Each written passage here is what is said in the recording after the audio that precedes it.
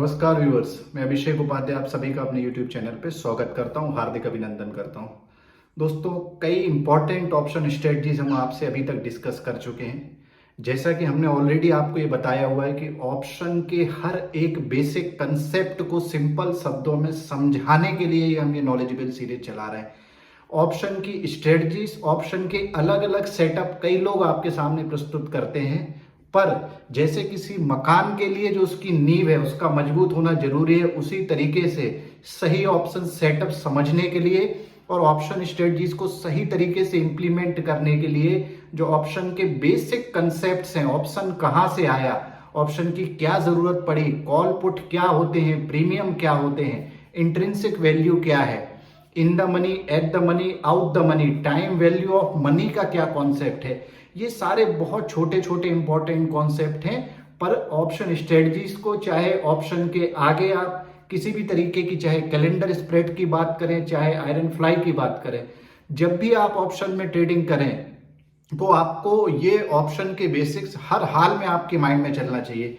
तो चलिए आज छोटे छोटी इन बातों को सिंपल शब्दों में समझने की कोशिश करते हैं। और सबसे पहले आपसे एक ही रिक्वेस्ट कि जो आशीर्वाद और प्यार लगातार आप हमारे YouTube चैनल के ऊपर बनाए हुए हैं उसको बरकरार रखिएगा। और अगर अभी तक जो भी व्यूअर्स हमारे YouTube चैनल को देख रहे हैं, आपने अगर हमारे चैनल को सब्सक्राइब नहीं किया है तो सब्सक्रिप्शन बटन आपको दिख रही होगी, हमारे YouTube चैनल को सब्सक्राइब करिए। ज्यादा से ज्यादा हमारे वीडियोस को शुरू से लेकर दोस्तों अंत तक आप वीडियो को देखिए, तभी आपको ऑप्शन के सेटअप और ऑप्शन के अलग अलग स्ट्रेटजी समझ में आएगी। और आपके अगर हमारे YouTube चैनल को लेके कोई भी सजेशन है तो आप हमें कमेंट्स के माध्यम से, ईमेल के माध्यम से बता सकते हैं। चलिए अब शुरुआत करते हैं। और दोस्तों, स्टॉक मार्केट बाजार में पहले क्या होता था कि कोई भी शेयर है तो इन्वेस्टर्स उसमें बढ़ते मार्केट में कहीं ना कहीं इन्वेस्टमेंट और ट्रेडिंग करके पैसा बना लेते थे। पर मार्केट में जब करेक्शन आता था, गिरावट आती थी, तो ये एक बहुत बड़ी समस्या होती थी, क्योंकि कैश मार्केट में हम पोजीशन को होल्ड नहीं कर सकते। जो आप सेल पोजीशन है उसको इंट्राडे में आपको काटना पड़ता है 3:30 बजे के पहले। तो क्या होता था, कई बार जब मार्केट में किसी जियोपॉलिटिकल फैक्टर के कारण या किसी डोमेस्टिक फैक्टर के कारण मंदी आती थी तो इन्वेस्टर्स के मन में एक भय का वातावरण आ जाता था। कई इन्वेस्टर्स ऐसे में अपने पोर्टफोलियो सोल्ड आउट कर देते थे, जैसा 2000 के .com क्राइसिस में हुआ, 2008 के ग्लोबल फाइनेंशियल मार्केट के क्राइसिस में हुआ, और कोविड टाइम पे भी बहुत सारे इन्वेस्टर्स जो है अपने पोर्टफोलियो सोल्ड आउट कर देते हैं। अब अगर आप ऑप्शन को समझते हैं तो ऑप्शन क्या है कि एक आपको हेजिंग टूल देता है अपने पोर्टफोलियो के अगेंस्ट में। तो सबसे पहले हम समझने की कोशिश करते हैं कि जो ऑप्शन है ये एक डेरिवेटिव्स का पार्ट होता है। अब डेरिवेटिव्स का मतलब ही होता है, जो वर्ड इटसेल्फ आपको बताता है कि डेरिवेटिव्स ऐसा फाइनेंशियल इंस्ट्रूमेंट होता है जो किसी अंडरलाइंग एसेट से या बेस एसेट से ड्राइव किया गया हो। अर्थात डेरिवेटिव का मतलब चाहे फ्यूचर हो या ऑप्शन हो, जो भी कॉन्ट्रैक्ट किसी भी अंडरलाइन या बेस एसेट से जो है ड्राइव किया जाता है वो डेरिवेटिव कहलाता है। आशा करता हूं आपको डेरिवेटिव समझ में आ गया होगा।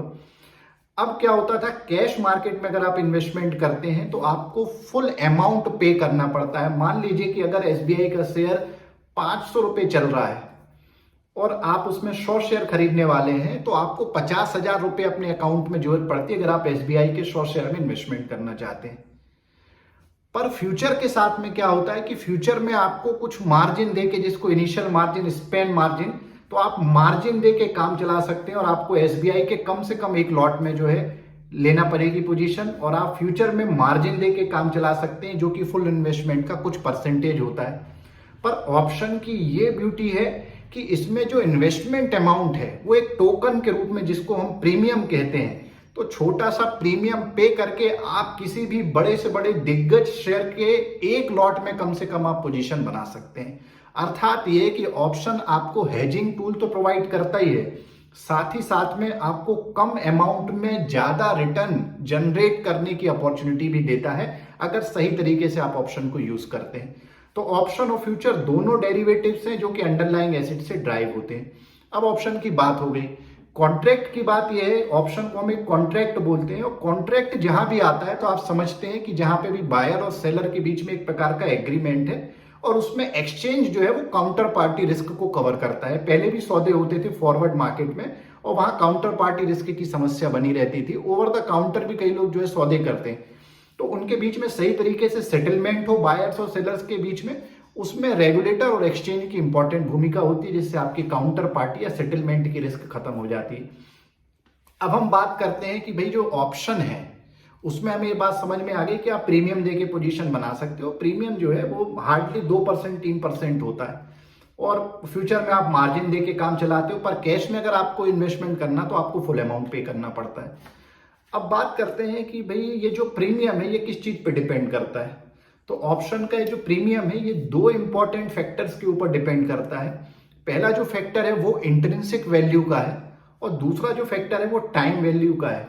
अर्थात ऑप्शन का प्रीमियम जो है वो इंट्रिंसिक वैल्यू और टाइम वैल्यू से बनता है, और इसके अलावा वॉलेटिलिटी को भी हम लेते हैं, पर जो इंपॉर्टेंट भूमिका है वो इंट्रिंसिक वैल्यू और टाइम वैल्यू की है। अब बात करते हैं कि भाई ऑप्शन कितने तरीके के होते हैं। तो जनरली आपने देखा होगा कि भाई ऑप्शन कॉल और पुट तो हम सभी ने सुना हुआ है। इसके अलावा अमेरिकन टाइप के ऑप्शन और यूरोपियन टाइप के ऑप्शन भी होते हैं। अमेरिकन ऑप्शन में ये होता है कि इसको कभी भी आप एक्सरसाइज कर सकते हैं, पर भारत में जो ऑप्शन कॉन्ट्रैक्ट ट्रेड होते हैं उसमें आप एक्सपायरी डे में ही उसको एक्सरसाइज कर सकते हैं। दोस्तों, एक्सरसाइज करना एक बात है और ट्रेडिंग करके उस पोजीशन को सेटल करना दूसरी बात है। एक्सरसाइज का मतलब होता है कि जब आप एक्सपायरी के दिन वो पोजीशन को लेते हैं, और ट्रेडिंग करके आप किसी भी दिन पोजीशन को बाय करके सेल आउट करके अपना सेटलमेंट कर लेते हैं। जो भी आपका प्रॉफिट लॉस होगा वो आपके अकाउंट में रिफ्लेक्ट होने लगता है।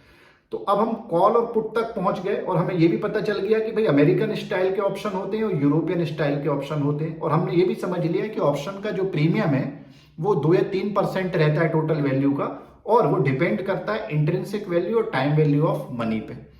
अब ऑप्शन में दोस्तों सबसे इंपॉर्टेंट बात यह है कि अगर आप जब बाइंग करते हैं तो आपको ये समझना है कि जो ऑप्शन का बायर है उसके पास में राइट रहता है।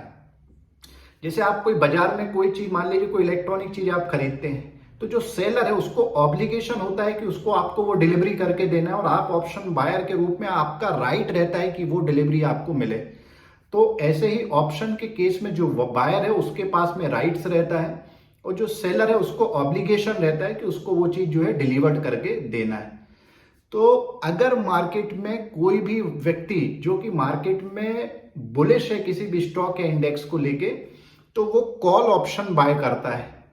जब आप कॉल ऑप्शन बाय करते हैं तो उस केस में आपके पास में राइट रहता है। तो जब आप बाय कर रहे हैं तो कोई दूसरा व्यक्ति उसको सेल करेगा, तो जो सेल करता है उसके ऊपर ऑब्लिगेशन है और आपके ऊपर राइट है। तो कोई भी व्यक्ति जो ऑप्शन में कॉल ऑप्शन बाय करता है वो हमेशा बुलिश ट्रेंड के लिए खेलना चाहता है। इसी तरीके से रिवर्स में जब अगर आप पुट ऑप्शन बाय करते हो तो आप मंदी के लिए खेलते हो। तो आप पुट ऑप्शन बाय करते हो, आप मंदी के लिए खेल रहे हो, तो आपके अपोजिट में जो सेल कर रहा है वो तेजी के लिए खोलता है। तो जो कॉल का बायर है वो बुलिश है, तो वहां से जो सेलर है वो बेरिश है। अर्थात कॉल को बाय करना बुलिश है और कॉल को सेल करना एक बेरिश सेंटीमेंट को रिफ्लेक्ट करता है ट्रेडर्स के। इसी तरीके से अगर कोई पुट को बाय कर रहा है तो वो बेरिश है किसी इंडेक्स या स्टॉक को लेके, और जो पुट को सेल कर रहा है उसके अपोजिट साइड में जो है वो बुलिश है। तो कॉल को बाय करना या पुट को सेल करना ये बताता है कि आपका जो व्यू है किसी स्टॉक में या इंडेक्स है वो बुलिश है। इसी तरीके से जब आप पुट को सेल करते हैं और साथ ही साथ कॉल को बाय करते हैं तो ये पोजीशंस जरूर इसमें आपका व्यू है, पर जो इसमें मार्जिन लगता है वो बाय साइड पे मार्जिन कम लगता है, क्योंकि जो प्रीमियम है उसका आप मल्टीप्लीकेशन कर देते हैं तो उससे आपको पता चल जाता है। पर सेल साइड में क्या होता है, आपको एक मार्जिन देना पड़ता है, क्योंकि ऑप्शन में जो सेलर है उसकी रिस्क अनलिमिटेड होती है और जो बायर है उसकी रिस्क लिमिटेड और प्रॉफिट अनलिमिटेड होता है। तो ये बायर और सेलर के बीच की फाइट है कि बायर के केस में भाई आपको रिस्क पता रहती है, पर जो विनिंग प्रोबेबिलिटी है, ज्यादा सक्सेस की जो प्रोबेबिलिटी है वो सेलर की होती है। पहले क्या होता था कि मैक्सिमम जो इंस्टीट्यूशनल इन्वेस्टर्स या जो बड़े बड़े प्रॉप डेस्क रहते हैं वो ही ज्यादातर ऑप्शन में सेलिंग करते हैं। अभी पिछले 2-3 साल से ये ट्रेंड में काफी इंटरेस्टिंग फैक्ट आया है कि बहुत सारे रिटेलर्स भी अब ऑप्शन सेलिंग की तरफ बढ़ रहे हैं, पर उनको ऑप्शन सेलिंग की तरफ बढ़ने के पहले ये जो ऑप्शन के छोटे छोटे कॉन्सेप्ट हैं इनकी समझ होना चाहिए। तो दोस्तों, अभी तक हमने कॉल पुट और ये बात कर ली है। अब हम आपसे ये बात करने की कोशिश कर रहे हैं कि भाई स्ट्राइक प्राइस और स्पॉट प्राइस क्या है। तो दोस्तों, इसको आपको ऐसे समझना पड़ेगा कि मान लीजिए निफ्टी का अभी करंट मार्केट प्राइस 18,500 है, तो 18,500 है ये स्पॉट प्राइस कहलाता है ऑप्शन की टर्मिनोलॉजी में। अब निफ्टी में जनरली क्या होता है कि 50-50 पॉइंट के डिफरेंस से आपको अलग अलग स्ट्राइक प्राइस मिलते हैं, ऐसे ही नीचे मिलेंगे। तो ये जो स्ट्राइक प्राइस होते हैं ये एक्सचेंज डिसाइड करता है। बैंक निफ्टी के केस में जनरली 100 पॉइंट का गैप देखा गया है। अगर 44,000 बैंक निफ्टी का मान लीजिए चल रहा है तो आपको 44,100, 44,200, 44,300 ऐसे नीचे की तरफ मिलेंगे। तो स्पॉट प्राइस और स्ट्राइक प्राइस को समझना इसलिए जरूरी है क्योंकि उसी से आप in the money, at the money और आउट द मनी का कॉन्सेप्ट समझ सकते हैं। तो करेंट मार्केट प्राइस जो है वो स्पॉट प्राइस कहलाता है और उसके ऊपर और नीचे के जो एक्सचेंज के द्वारा डिसाइड की हुई प्राइस होती है वो स्ट्राइक प्राइस कहलाती है। आशा करता हूं आपको ये कॉन्सेप्ट समझ में आ रहे होंगे। अब बात करते हैं एट द मनी की। सबसे पहले दोस्तों एट द मनी का मतलब ही होता है कि जो spot price, current market price चल रहा है उसके सबसे नियरेस्ट जो स्ट्राइक प्राइस होती है वो एट द मनी कहलाती है। मान लीजिए निफ्टी है कि वर्तमान में 18,500 पे ट्रेड कर रहा है, तो 18,500 का जो स्ट्राइक प्राइस का कॉल और पुट है वो एट द मनी कॉल और एट द मनी पुट कहलाएगा। अब कॉल की बात करते हैं। कॉल का मतलब है कि आप बुलिश जा रहे हैं, तो 18,600, 18,700, 18,800 ऊपर के जितने भी स्ट्राइक प्राइस हैं वो आउट द मनी कॉल कहलाएंगे। और 18,500 के नीचे जैसे आप चले जाएंगे, 18,400, 18,300, 200, ये जो है ये in the money call option कहलाते हैं दोस्तों।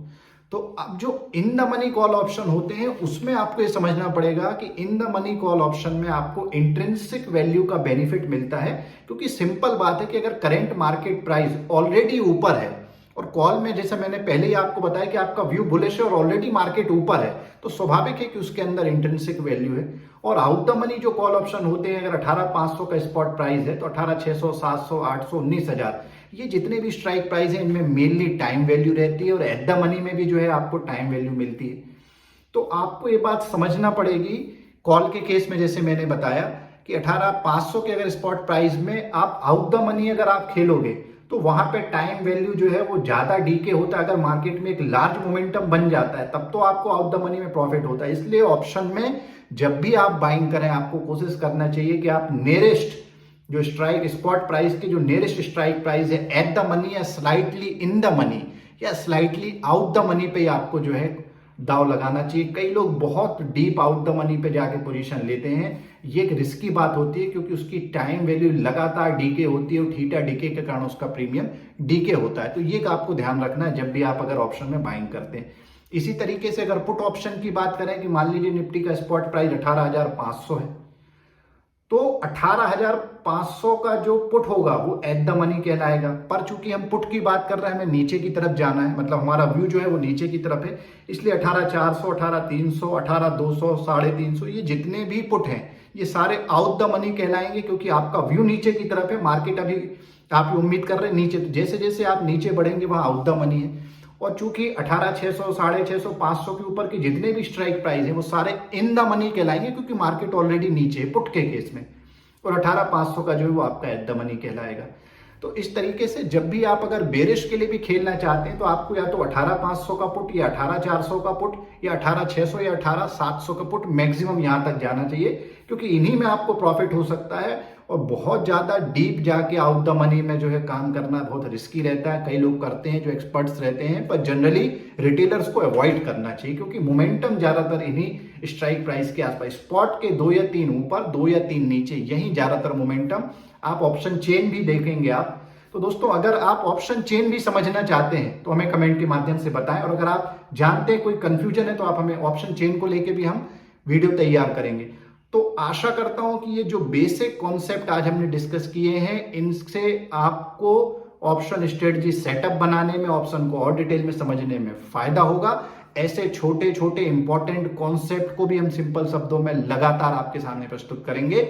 और इसके अलावा सीरीजों को जो हम चला रहे हैं ऑप्शन की, उसको अलग अलग स्ट्रेटजी बिल्डर प्लेटफॉर्म पे अलग अलग टेक्निकल एनालिसिस से सपोर्ट असिस्टेंस निकाल के भी हम आगे आपको बताने वाले हैं। आशा करता हूं आज का वीडियो आपको पसंद आया होगा। Thank you very much, thanks a lot.